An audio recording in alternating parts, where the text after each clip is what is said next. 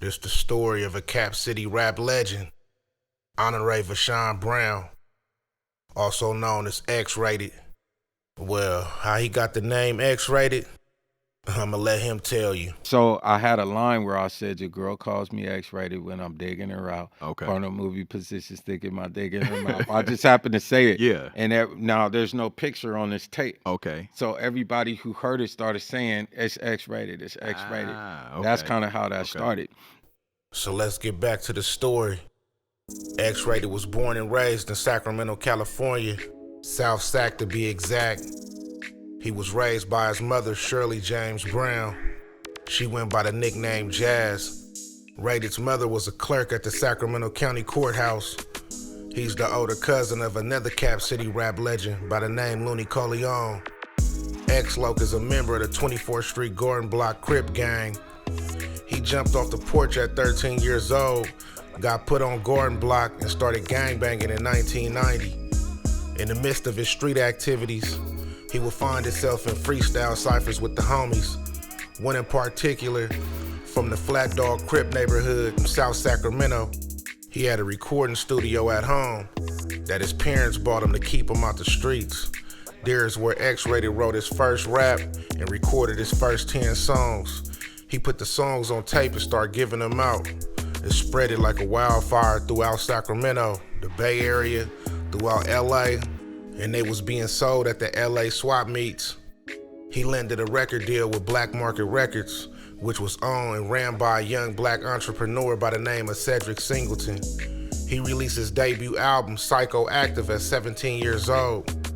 Shortly after the release of his debut album, Psychoactive, he was arrested for premeditated murder and a home invasion, along with 4 other Crip gang members.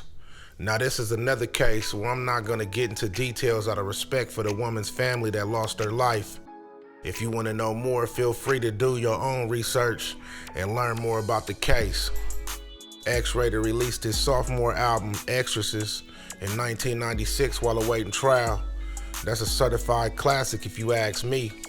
X-Rated actually recorded those lyrics over the Sacramento County Jail phone, courtesy of the late great Thiz man himself, Mac Dre.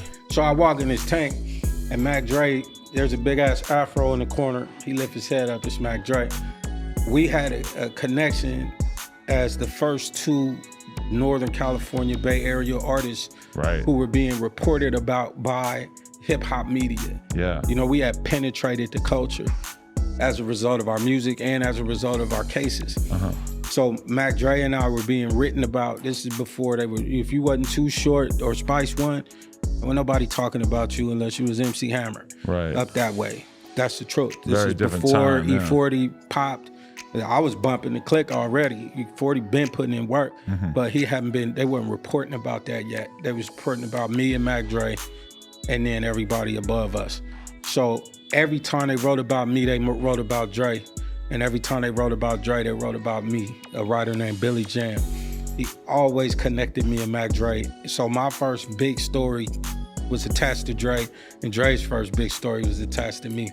So when we met each other, it was coming from a place of like, you know, every time I see me and really my greatest achievement as an artist, I see you too. We've shared that. And so Mac Dre gave me the game about recording over the phone.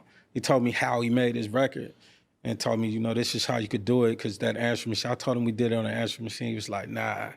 He gave me a whole other way to do it. Really? Yeah, back then. Anything in particular? Well, there wasn't no cell phones back then. So, you know, Dre told me to take the phone apart, right? And solder the mic cables to it, to the transmitter, to the receiver, and plug that in the mix board as the microphone.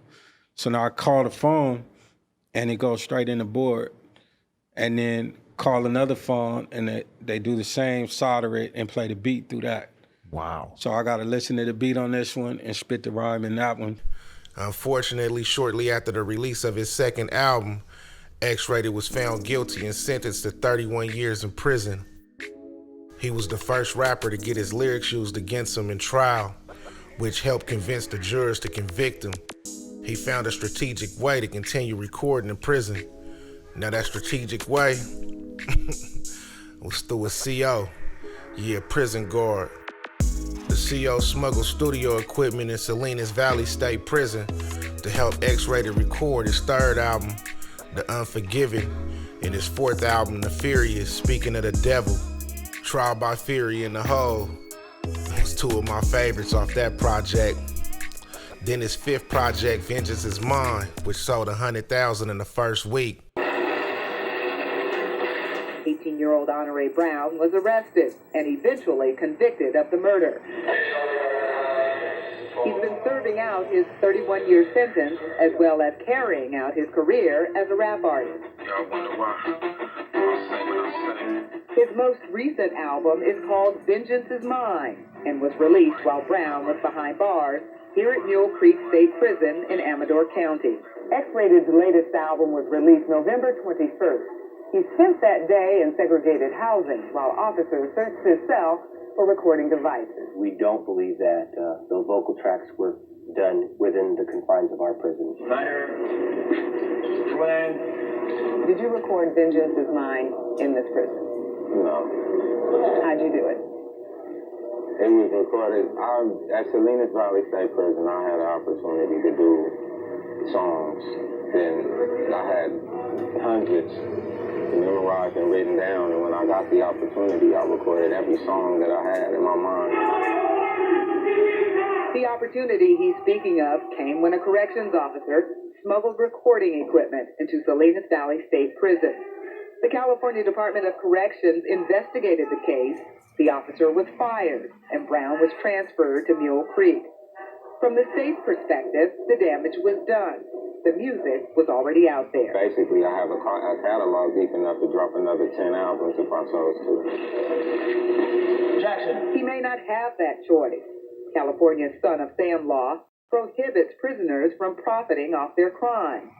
Attorney General Bill Lockyer has filed a Son of Sam suit against Brown, but both Brown and his producer at Black Market Records in Sacramento say this law doesn't apply because he's not rapping about the crime he's in for. Patty Harris's family says there are similarities between these lyrics and the murder. Chicken down doors, waving at the discussion. All I want is money. If it ain't none, then I'm busting. Yeah, I'm killing mom, daddy, and nephew.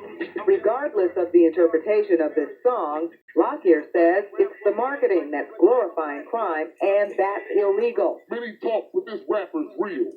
From behind prison walls. If you look at the promotion, the reason his recordings sell, if they do, is because of the criminal history and the criminal act. So while he's not specifically talking about the crime, that's what markets.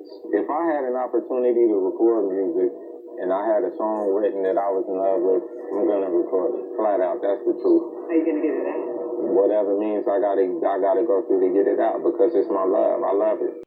In 2010, X was stabbed 7 times by inmates due to him refusing to entertain the thought of doing music with them. Time, but that's all changed.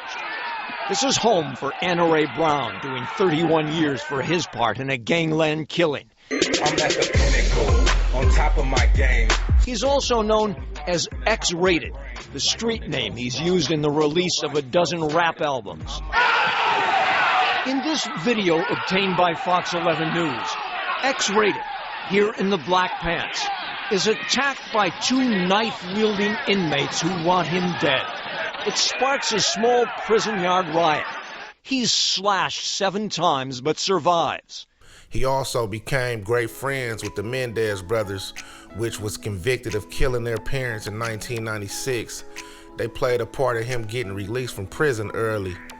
X-Rated started his own record label, BlocStar Entertainment, while incarcerated. He signed artists and continued to do so once he made parole. September 14th of 2018, after serving 26 and a half years of his 31-year sentence.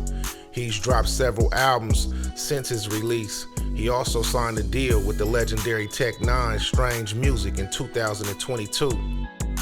I want to give a shout out to the Cap City rap street legend for overcoming this situation, keeping his head on straight, getting out, and becoming a successful black man. I'll be leaving his social media links in the description box. Subscribe, comment, like, and share this video.